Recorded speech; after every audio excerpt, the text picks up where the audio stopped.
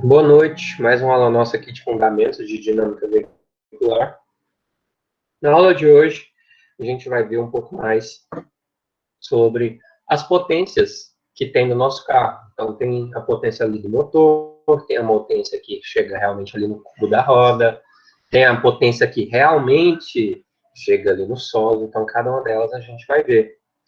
E eu vou mostrar para vocês hoje num formato diferente. Ao invés de ser em slides, eu vou ter só algumas imagens aqui em slides, eu vou mostrar anotações que eu fiz e já vou disponibilizar para vocês em PDF. É como se fosse um caderninho que eu fiz da dinâmica veicular.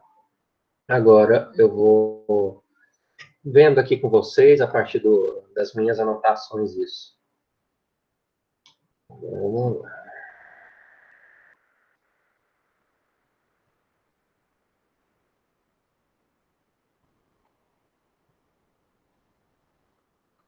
Então, a gente está falando sobre balanço de potências.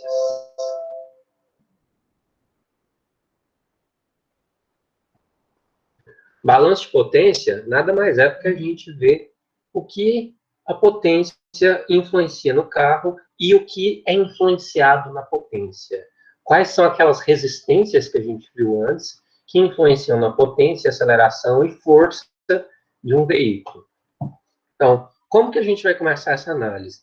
A gente vai iniciar com o veículo deslocando num plano, com a velocidade constante, e as forças resistentes ao movimento, já que vai estar em velocidade constante, vai se reduzir somente a resistência aerodinâmica e a de rolamento. Então, a gente tem duas resistências nesse caso que vão ser consideradas.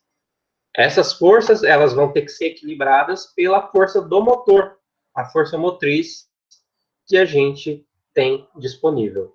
Então, isso aqui, ó, considerando esse modelo lindo de veículo que eu desenhei para vocês, nós temos o seguinte: temos aqui, ó, o CG do carro, em algum ponto que a gente já teria calculado. O peso do carro aqui é G cosseno desse ângulo, mas como o ângulo é zero, então é só G, por isso que a gente está deslocando um plano. O que a gente tem disponível aqui nas rodas? A gente tem a resistência ao rolamento da dianteira, a resistência ao rolamento da traseira. A gente tem aqui essa resistência. Temos também o que a gente tem que vencer também? A resistência aerodinâmica. A resistência aerodinâmica também está aqui. E para vencer isso, a gente tem que aplicar a força motriz. Então, a força motriz é aquela que tem que ser responsável por vencer essas resistências. A força motriz vai ser gerada no motor. Então, isso aqui é o principal que a gente tem que ter em mente. E se você tem uma força, tem uma aceleração associada, né? Porque força é igual a massa vezes aceleração. Então, por isso que a gente tem essa aceleração aqui dianteira, aceleração traseira também. Beleza. Com isso aí, o que é a principal informação que vai ser interessante para a gente na potência do motor? A principal informação é a curva de potência, aquela curva que você consegue no dinamômetro. Então, eu lembro que eu passei para vocês um carro que estava no dinamômetro, é aquela curva que é interessante para a gente sobre as potências do motor, potência que chega no cubo e a potência que chega realmente ao solo. E como que a gente calcula isso? A potência, P, vai ser calculada pelo seu momento torsor vezes a velocidade angular. Então, momento torsor vezes velocidade angular, a gente acha a potência. Caso a sua velocidade angular aqui não esteja em radianos por segundo, ela estiver em rotações por minuto, a gente faz essa transformação aqui para achar em radianos por segundo. Beleza. Então, essa aqui é a principal relação para a gente achar a potência, é o torque vezes a velocidade angular. Com isso, a gente agora vai considerar um efeito chamado escorregamento. Esse efeito chamado escorregamento, a gente já viu, é aquele efeito do pneu com atrito com a pista, que o pneu geralmente não consegue um escorregamento de 0%, ele tem um certo escorregamento tanto na aceleração, quanto na frenagem, quanto em curvas, e isso vai gerar o que o próprio nome já diz, como se o pneu escorregasse. Deixa eu fechar aqui minha porta, que meu cachorro está uma respiração tranquila aqui.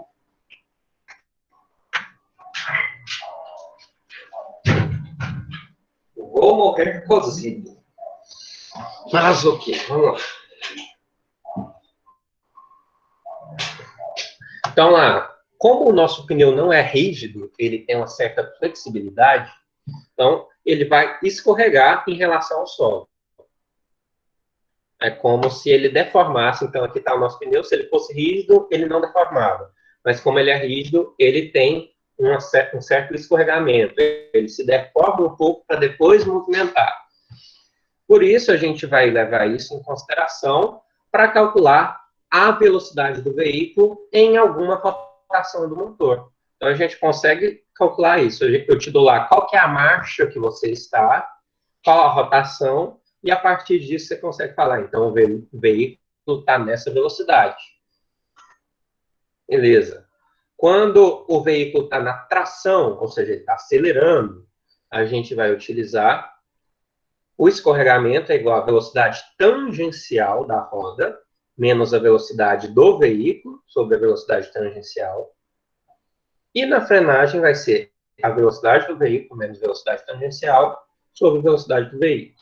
Então, VT é a velocidade tangencial da roda e V é a velocidade de translação do seu veículo. Se eu quiser escrever uma relação entre essas velocidades, eu posso utilizar um negócio que vocês já usaram nos exercícios, que é o raio dinâmico. Então, eu posso escrever aqui, ó, velocidade tangencial é o raio dinâmico vezes a rotação. A rotação em ângulo, a velocidade angular da roda. Isso aqui você pode ter em rotações também. Por minuto é só fazer aquela transformação. Mas o comum também é radianos por segundo, para você jogar nessa forma. Então, o raio dinâmico a gente vai ver um pouquinho mais para frente, que é uma relação do raio em movimento.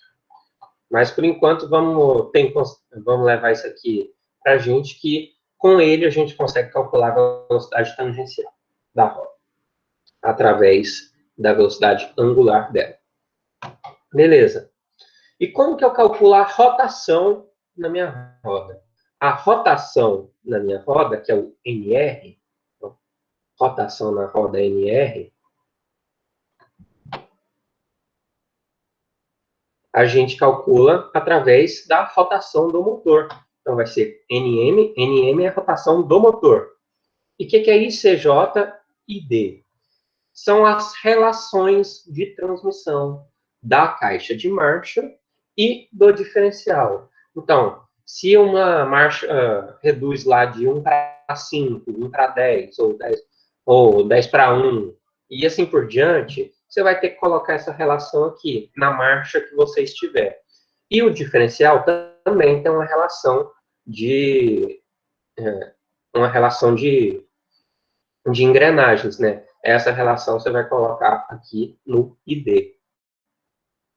Você pode também calcular utilizando essa fórmula aqui, ó, se a gente pegar o MR, né?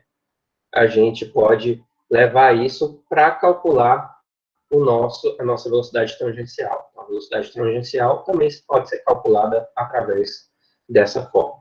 Lembrando que o NM aqui vai ser em rotações por minuto, nesse caso aqui, rotações por minuto, e o VT em metros por segundo. E, como eu falei para vocês, IC é relação de transmissão da caixa de marcha, na marcha que você estiver. Então, se você estiver analisando a segunda marcha, é a segunda marcha. O J é o do 2. Se for a terceira marcha, o J é o 3. Se for a quarta, o J é o 4. E assim por diante. E o ID é a relação de transmissão do seu diferencial. Beleza.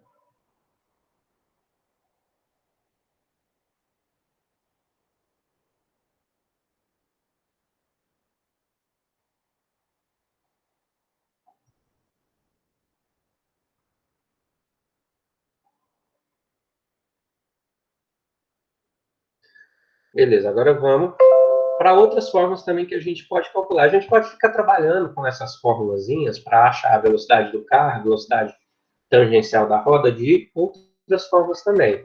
Então, para determinar a velocidade do veículo em si, ó, essa aqui é a velocidade do veículo, real do veículo, e considerando o escorregamento, o que, é que a gente vai utilizar? A gente utiliza a velocidade tangencial, a velocidade do veículo que a gente quer e essa relação do escorregamento. E como que a gente analisa essa fórmula aqui?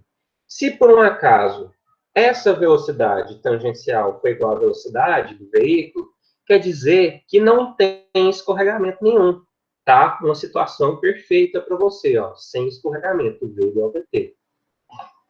Se por outro acaso a gente tem essa velocidade tangencial,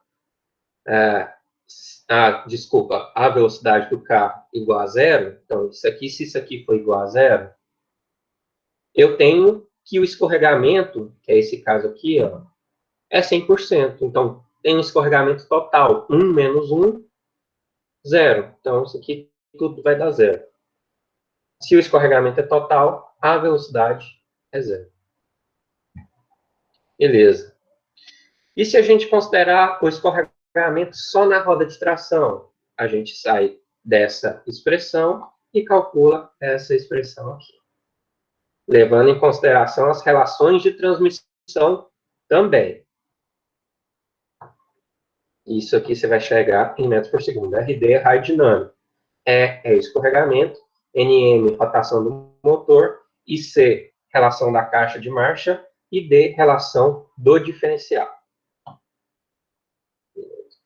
Agora, quando a gente vai analisar em solos que são mais rígidos, o escorregamento costuma ser pequeno.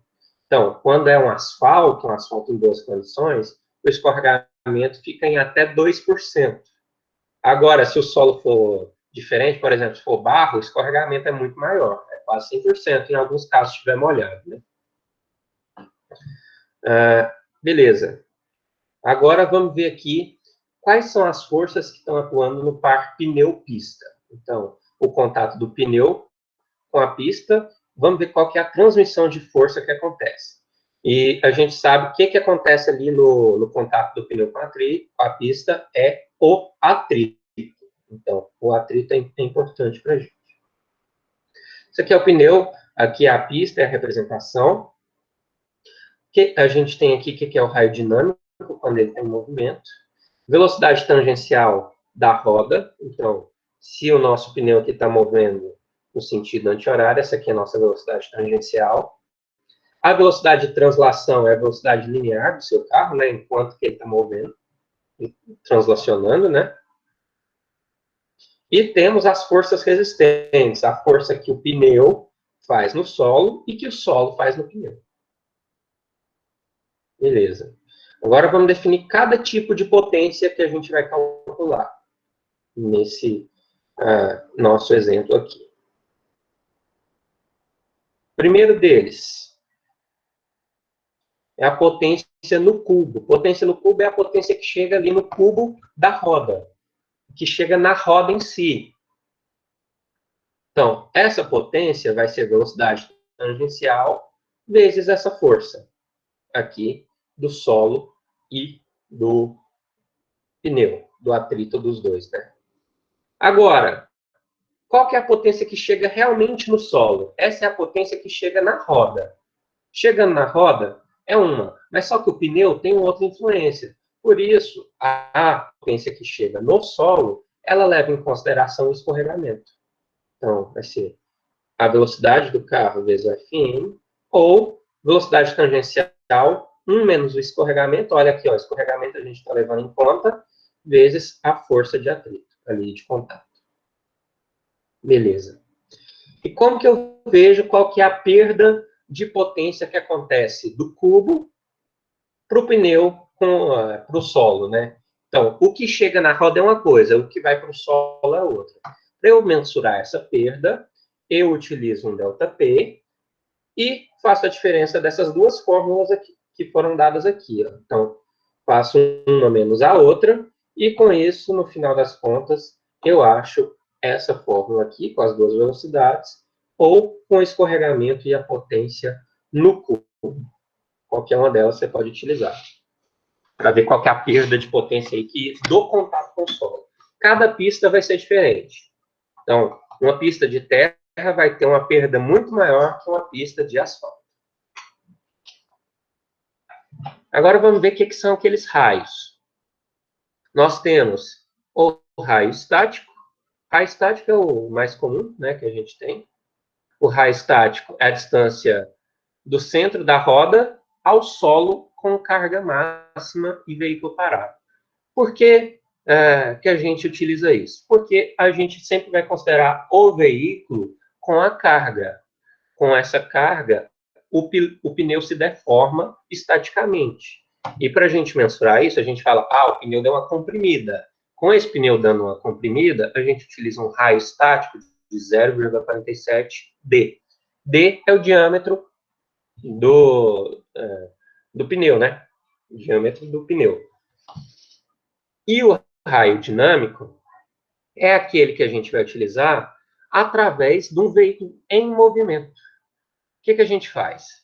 A partir de uma distância que é percorrida pelo pneu e com a carga máxima, numa velocidade aqui padrão, a gente define essa fórmula, que o raio dinâmico é 1,02 do raio estático. Quer dizer que quando ele está em movimento, ele é um pouquinho maior do que quando ele está parado. Quando ele está em movimento, isso deforma um pouquinho menos. Por isso a gente utiliza o raio dinâmico e o raio estático. Beleza. Agora que a gente viu quais são as potências aqui que são legais para a gente tem a potência do motor, tem a potência que chega no cubo e tem a potência que chega no solo.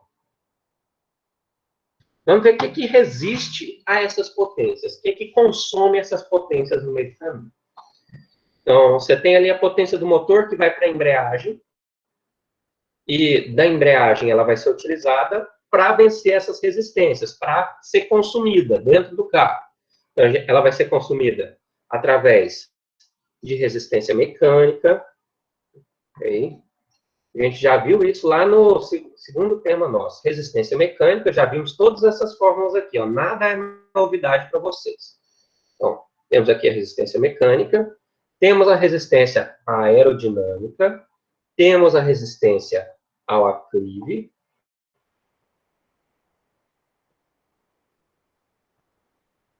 Deixa eu abrir aqui o outro arquivo.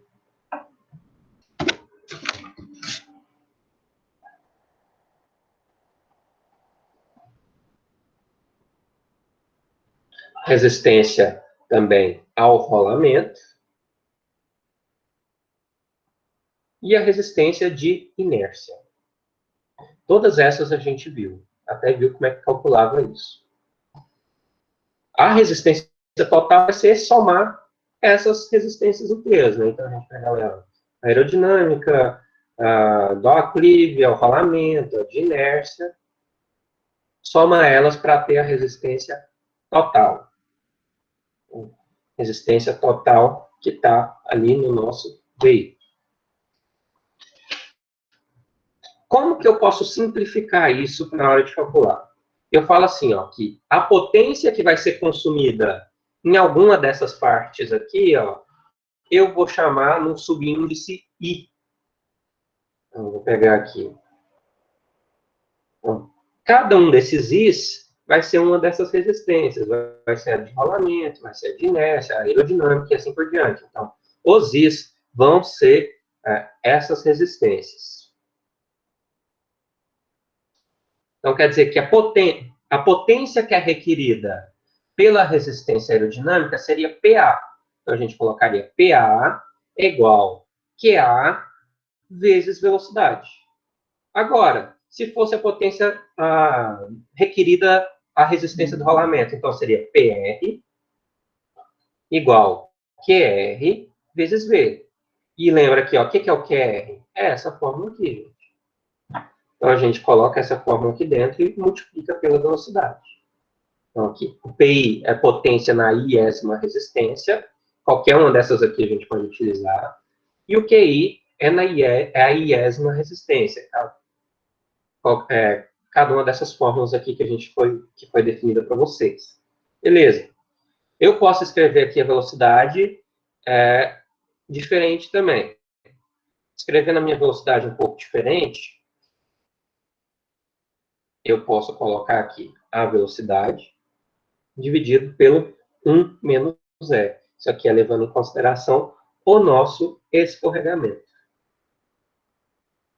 Então, levando em conta o escorregamento, a gente pode utilizar isso. Tranquilo. Sabemos aí todas as potências, então, que a gente tem que calcular. Potência PR, PS, PA, PI. Todas essas potências a gente tem que vencer para tirar o veículo da inércia, né, do parado. Então, a gente tem que vencer com uma potência que tem que ser consumida. Qual a potência consumida para fazer o veículo movimentar? Beleza. Que é a soma de todas essas potências para a gente vencer. Quando o veículo está numa velocidade constante, que esteja no plano, toda a potência gasta vai ser para manter o movimento e não para acelerar. Por isso, a gente vai considerar só duas resistências. Lá, a primeira frase que eu mostrei para vocês no material estava falando isso, que a gente ia considerar só a resistência ao rolamento, ou seja, a potência que é requerida no rolamento, e a potência que é requerida pela aerodinâmica. Agora eu vou mostrar para vocês o gráfico disso ali na outra imagem.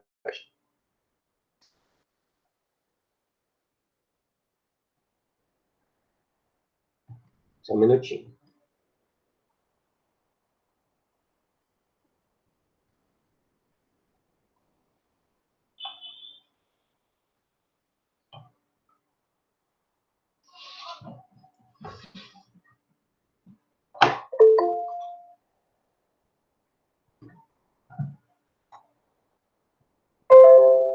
Vamos lá. Isso aqui é um diagrama de potência no cubo.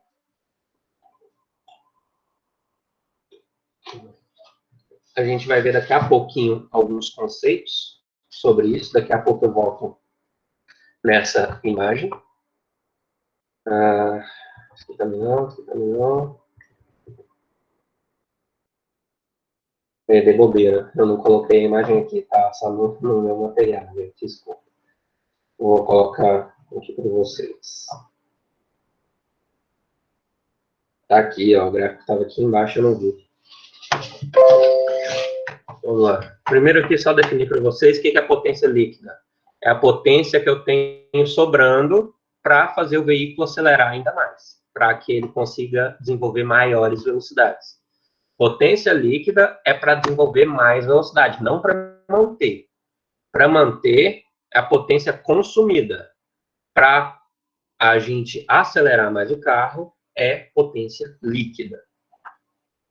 E aqui eu estou falando para vocês, para um veículo em velocidade constante, a potência gasta para o movimento ser mantida é dada pela resistência ao rolamento, pela resistência aerodinâmica.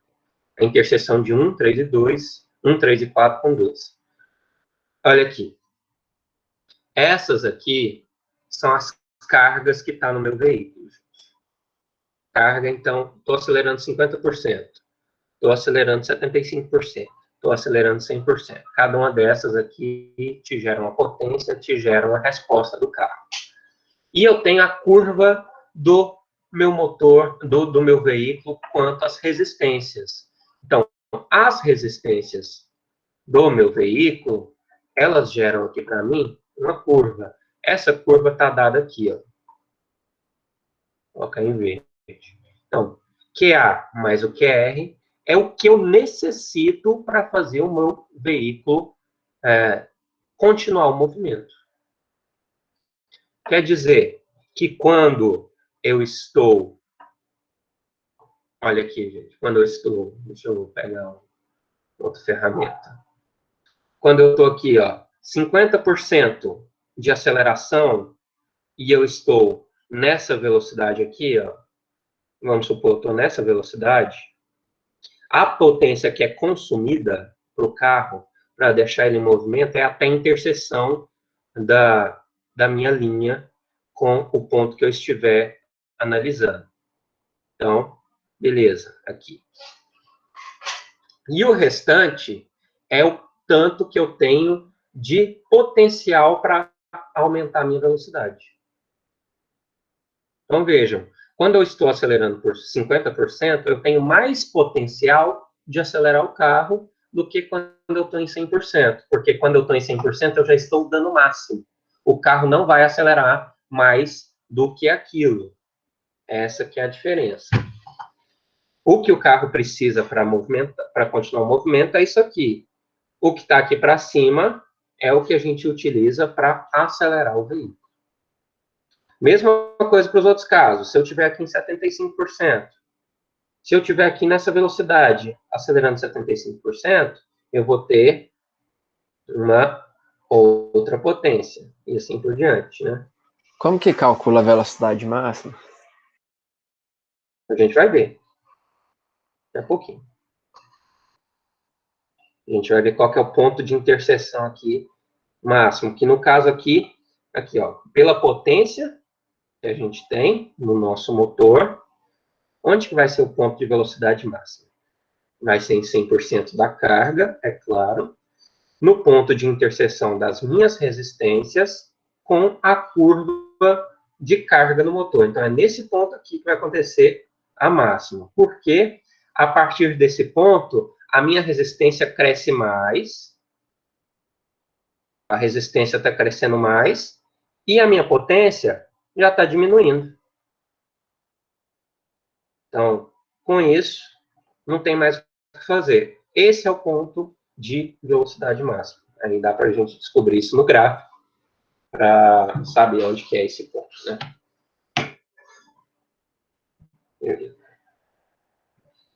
Agora vamos ver esses diagramas de desempenho, o que sai realmente do dinamômetro para a gente. Tem o diagrama de potência líquida. Potência líquida, isso aqui que a gente está vendo, aquela que serve para acelerar seu carro, para aumentar a velocidade dele, que é a potência que está disponível ainda, descontadas todas as potências resistentes. Então, a potência líquida é a potência consumida menos as resistentes, essa fórmula aqui. Ou, se eu quiser utilizar aqui a potência consumida, pode ser a potência efetiva do motor, vezes as perdas mecânicas. Então, eu posso substituir esse termo aqui por esse termo aqui.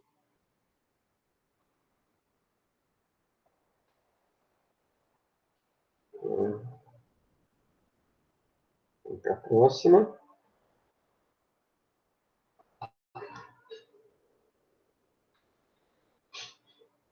Então, todas as potências a gente já sabe como é que calcula.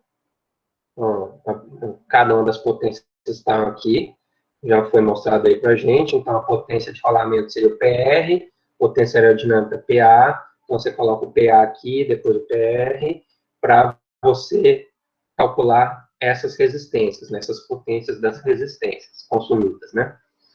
E lá no diagrama de potência do cubo, a gente vai conseguir obter o número de marchas, a velocidade máxima, o aclive e a aceleração para cada velocidade. Agora, deixa eu mostrar aquela imagem lá para vocês.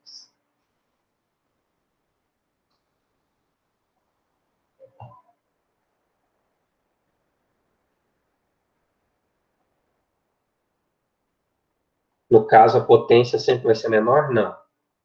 É igual lá no caso que eu falei da velocidade máxima. Naquele caso da velocidade máxima, você só tem potência consumida. Não tem nenhuma potência líquida mais. Vai variando à medida que você está aumentando a sua velocidade.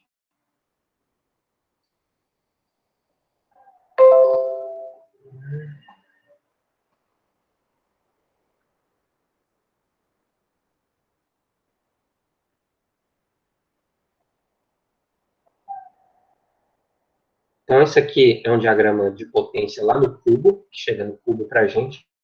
Cada marcha te dá uma condição. Olha aqui a nossa resistência aerodinâmica e a resistência ao rolamento nas potências que são consumidas. Então, cada marcha tem um potencial. Na primeira marcha, olha aqui onde que está nossas resistências, são baixíssimas, porque quanto menor a velocidade, menores são as resistências. Por isso, você tem um potencial de aceleração muito grande na primeira marcha. A primeira marcha é aquela que te dá a maior força e a maior aceleração e, consequentemente, o maior torque. Então, a primeira marcha é a mais forte que a gente fala. Depois, a segunda, a terceira, a quarta e a quinta. Então, vejam aqui que lá na quinta, a nossa potência líquida já é menor. Se a gente tiver nessa velocidade, olha aqui nesse ponto, a nossa potência líquida é até encostar aqui no gráfico. Então, a potência líquida já ficou menor do que a potência líquida que estaria nesse ponto até chegar aqui. Ou da quarta marcha também, você pode fazer essas relações. Aqui, ó, o que é a potência líquida da quarta marcha? Se eu estiver nessa velocidade na quarta marcha, eu vou ter essa potência líquida. Eu vou diminuindo a potência líquida a cada vez que eu estou mudando de marcha. Então, cada vez que eu estou colocando a marcha mais para cima, minha potência líquida está diminuindo. E a velocidade máxima a gente acha exatamente no ponto da interseção da última marcha, né, da última relação de marcha, com as suas resistências. A partir desse ponto, a sua resistência já sobe mais do que a potência. Por isso, você não consegue desenvolver mais velocidade, porque acaba a potência líquida, você só vai ter potência consumida e ainda vai reduzir a sua velocidade depois disso. Você não vai ter mais o que fazer, vai chegar num limite, no limitador, você vai parar, você vai perder velocidade quando chegar no limitador, basicamente.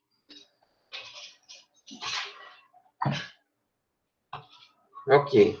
E o que eu falei ali para vocês, que a gente consegue calcular qual é o aclive máximo que um carro consegue subir através desse teste de dinamômetro, onde que tem o torque máximo, onde que tem a força máxima e onde que tem a potência líquida máxima, e velocidade também nesse em qualquer veículo que a gente ache, né?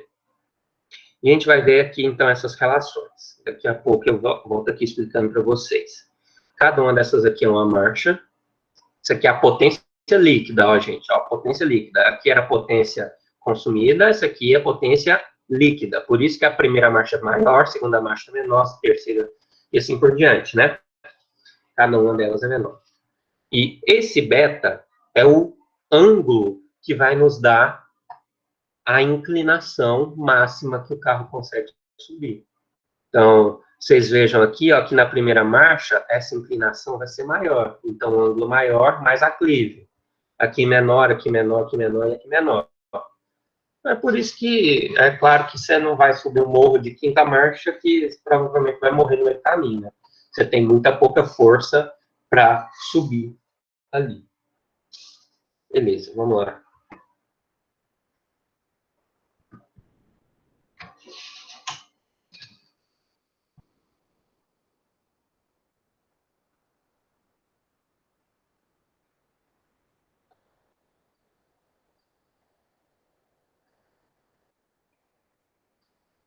Beleza. Quando a gente desconta os valores lá da nossa potência no cubo, os valores que são das potências resistentes, então a gente pega a potência lá no cubo PC, eu falei lá potência consumida, mas era potência no cubo, gente, desculpa, lá naquele gráfico. A gente vai ter o gráfico da potência líquida, que eu mostrei para vocês, que era aquele gráfico que da primeira marcha era maior, a segunda era menor, e assim por diante.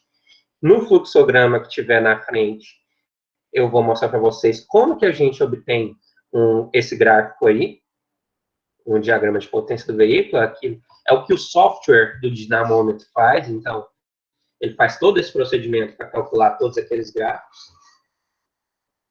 Beleza. Como que a gente sabe qual o aclive máximo que o carro consegue através daqueles gráficos? A gente vai utilizar, então, nossa potência líquida aqui, Potência líquida, então, vai ser igual a potência para vencer o aclive, PS. Lembrem que a resistência ao aclive é o S. Por isso que eu estou utilizando aqui. Então, a potência que vai ser gasta ali é a resistência ao aclive vezes a velocidade tangencial. Uma hora que eu isolo o meu QS, lembrando que o meu QS é G seno de alfa, eu igualo aqui essas duas, vou achar essa expressão aqui, ó, seno de alfa igual a PL sobre VT, 1 sobre G. G é o peso do veículo. E usando a minha velocidade real do veículo, né, aquele VT, eu vou utilizar isso, substituir dentro da minha fórmula, vou levar em consideração o escorregamento também, e a partir disso eu vou definir o que é o beta. O beta, então, vai ser relacionado com o meu alfa. O beta, aqui pode ser calculado e relacionado com alfa. Então, seno de alfa é igual a tangente de beta, 1 menos escorregamento sobre o peso do carro. E lembrem que a alfa é o ângulo de inclinação do aclive. Se o aclive... Quanto maior o aclive, maior o ângulo. Então, o ângulo que é formado entre os dois aqui é o alfa. E esse beta é o que a gente consegue relacionar a partir do nosso gráfico. Então, isso aqui foi geometricamente achado, fazendo essas substituições aqui também. A gente vai considerar isso lá no nosso gráfico. Deixa eu mostrar aqui para vocês de novo. Deixa eu pôr a apresentação aqui da minha tela inteira, fica mais fácil.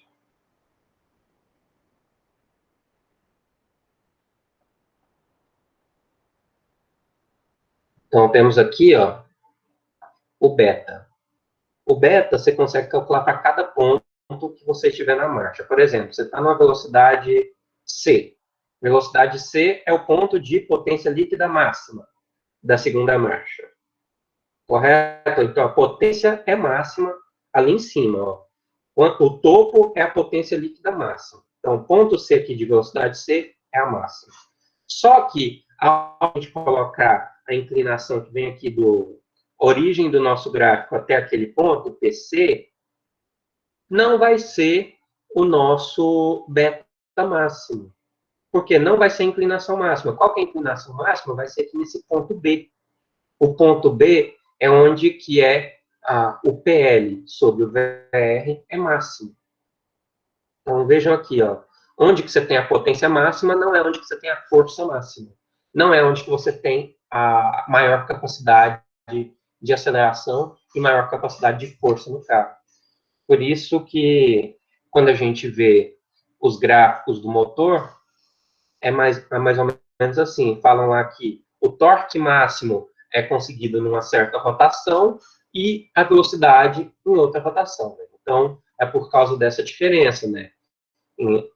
O nosso beta máximo é aqui nesse ponto. Para cada marcha, isso é calculado de forma diferente. Onde que seria o beta máximo aqui da terceira marcha? Seria mais ou menos aqui, ó. Mais ou menos aqui nesse ponto. O beta máximo da quarta marcha seria mais ou menos aqui nesse ponto. Qual seria o beta máximo da primeira? Seria aqui, ó, mais ou menos, ó. E assim por diante. Aqui é o fluxograma da gente calcular esses gráficos, né? O que você vai pegar? Rotação do motor, relação da caixa de marcha, relação do diferencial, raio ali do seu carro, né, do pneu. A partir disso, você vai calcular aqui a velocidade tangencial da roda, você vai levar em consideração o escorregamento, com o escorregamento aqui, levando em consideração também, ó, resistência aerodinâmica, resistência ao rolamento. Você vai chegar num gráfico aqui de potência e rotação no motor. Com isso, você vai relacionar com a potência que sai do motor com a eficiência mecânica do seu motor. Então, você tem uma eficiência mecânica aqui. Para isso, você vai chegar lá no final para encontrar a potência líquida. A potência líquida vai ser a potência no cubo, que é essa potência aqui, menos a potência requerida pelo rolamento, pela resistência ao rolamento, que está aqui, potência aerodinâmica requerida pela aerodinâmica, que está aqui também. Beleza. Agora vamos descobrir como é que calcula a aceleração, força máxima. A força máxima eu já adianto para vocês, é nesse mesmo ponto. Então, nosso ponto de força máxima é onde tem aqui esse beta máximo.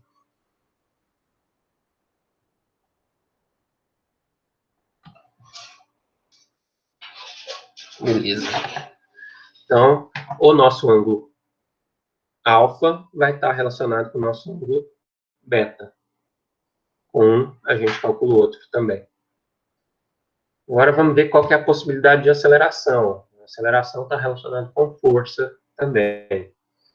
Então, quando a gente considera que toda a nossa potência vai ser utilizada para a aceleração em si, a gente vai aqui, ó, considerar ela, a nossa aceleração. Num caso aqui de tração dianteira, olha aqui, ó, QI, a gente vai levar em conta isso para calcular a nossa aceleração, a gente isola a aceleração aqui, para a gente medir qual que é a aceleração do veículo que está acontecendo em qualquer velocidade. Então, em qualquer velocidade dessas aqui, eu consigo descobrir qual é a aceleração, através daquela condição que foi passada ali, nessa equação. Potência líquida sobre velocidade, 1 menos escorregamento, massa mais 1 sobre o delta. E onde que acontece a máxima? Onde que a relação PL, máxima na marcha mais baixa. Então, onde que o PL é máximo? Na marcha mais baixa. Isso quer dizer, primeira marcha, onde que o PL é mais alto? Deve ser aqui mais ou menos nesse ponto. Nesse ponto aqui, ó. Beleza.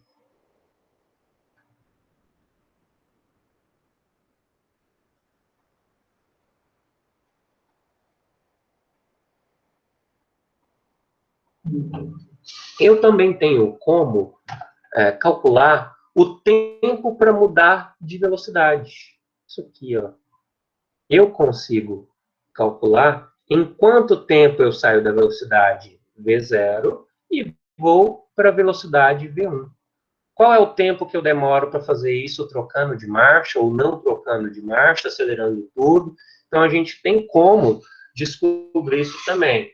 Se você fizer esse teste, por exemplo, no dinamômetro, você consegue quantificar isso. Você fala assim, o cara, lá o engenheiro de pista do piloto, fala assim para você, você tem que sair dessa curva de terceira marcha, porque se você sair de quarta, você vai estar perdendo um potencial, você vai gastar mais tempo para acelerar até a certa velocidade.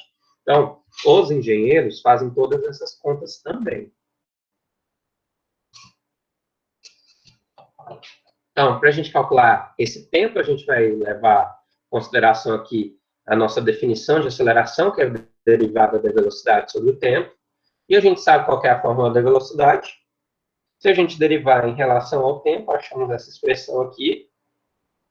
Se a gente isolar o tempo, a gente vai ter essa solução. Tem a massa, o delta, o escorregamento. Então, uma integral da velocidade que você está partindo até a velocidade que você quer chegar. E aqui, uma soma de tempos. O que são esses tempos aqui? T0 é o momento inicial. O TI é o tempo gasto em cada troca de marcha. E o T é o tempo para alcançar a velocidade. Então, a gente tem 3 T's aqui. Ó. O TI é o tempo para trocar de marcha. Então, se você gasta meio segundo para trocar de marcha, é esse o tempo, 1 segundo e assim por diante. O T0 é o tempo inicial, né? Então, geralmente é 0. A gente já coloca o 0 aqui.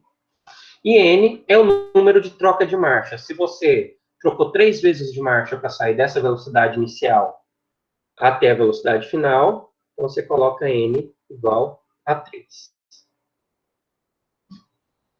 Então, calculando isso aí, a gente acha essa expressão aqui, onde que o m é o número de incrementos de velocidade no intervalo entre V0 e V1. Quantas vezes você aumentou de velocidade nesse tempo?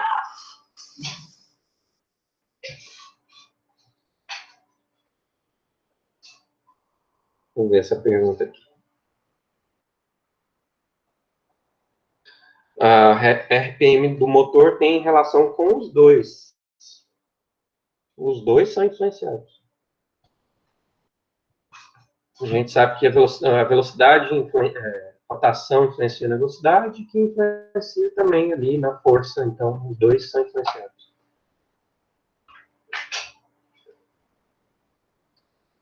Beleza. Então, com isso, a gente calcula o tempo. N é o número de marchas, né? E é o escorregamento. Delta é a inércia de translação da marcha. O PLK é a curva de potência no cubo da marcha que estiver analisando. E S é o número de incrementos de velocidade para cada marcha. Como que a gente faz esse cálculo? A gente divide aqui, ó, essa diferença aqui, ó. Eu quero sair da velocidade V0 para a velocidade V1. Divido em muitos incrementos de velocidade para ir calculando isso. Quanto mais incrementos, aqui você consegue ser mais preciso. Beleza. E como que a gente calcula a nossa relação total? É o I da marcha, o I do diferencial e o I do redutor de roda, se tiver. Se não tiver, aqui você vai desconsiderar esse caso. Ok.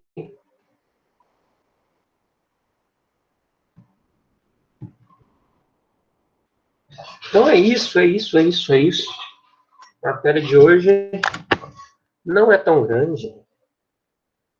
Era grande se eu fosse passar no quadro, né? Mas como eu não passei no quadro, tá tranquilo.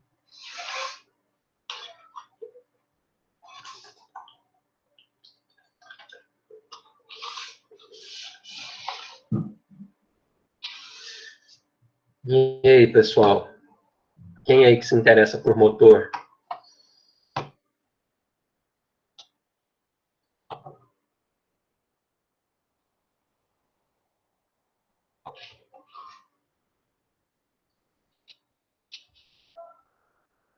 No quadro era 2 horas. Só para copiar. Muita coisa, né? 5 páginas. Daria umas 2 aulas tranquilamente.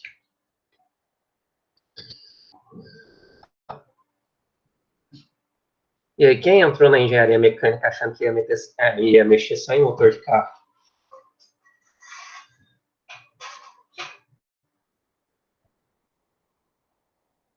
Sempre tem alguém.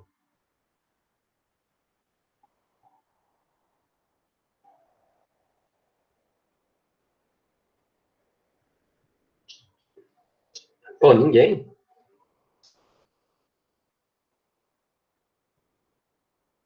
Ah, transmissão e direção.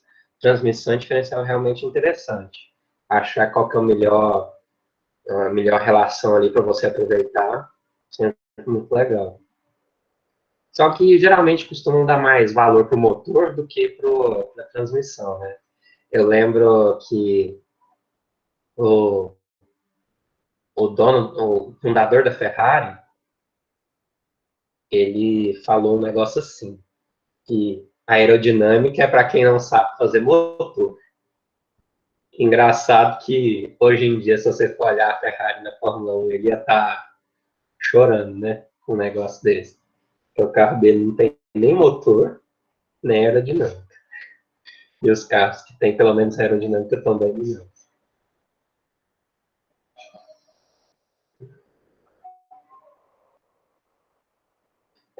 Motor em geral. Na mecânica aqui você mexe com qualquer tipo de motor. Então, avião também. Fora que você pode fazer alguma especialização em engenharia aeronáutica, né? Então, nada impede você de trabalhar com isso também. Máquina agrícola também é legal.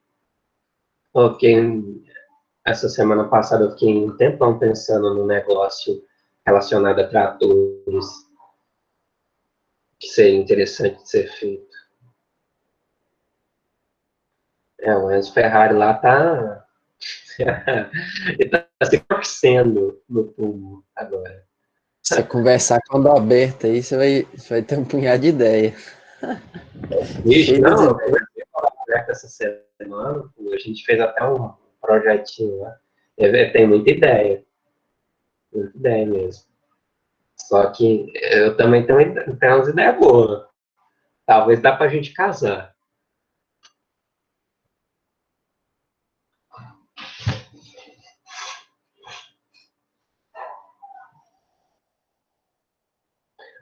E é é praticamente uma gambiarra que o povo já faz. Só que eu gostaria de comercializar essa gambiarra, que é bem útil. Porque eu já sofri com isso. Ano passado, foi ano passado? Ano passado, retrasado, eu dei a louca de querer plantar mandioca. Do nada, do nada, do nada. Nunca mexi com terra na minha vida. E fui querer fazer isso. E eu sofri tanto, tive tanto prejuízo, que depois dessa, eu fiquei até pensando assim, o que, que eu poderia ter feito diferente ali para não errar. Né? Aí, com isso que veio essa ideia. Quem sabe aí eu chamo algum de vocês aí que esteja interessado.